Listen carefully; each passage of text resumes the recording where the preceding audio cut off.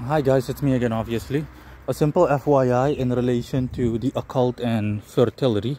So being fertile, especially for men, Martian based workings in general, and working with a lot of Martian spirits overall or energies will drastically improve and or increase your level of fertility, regardless of whether that's your goal or not. But obviously if that's your goal, then it's going to increase itself regularly.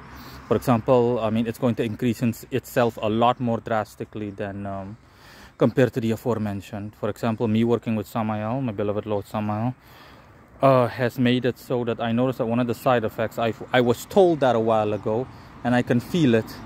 It made me more fertile.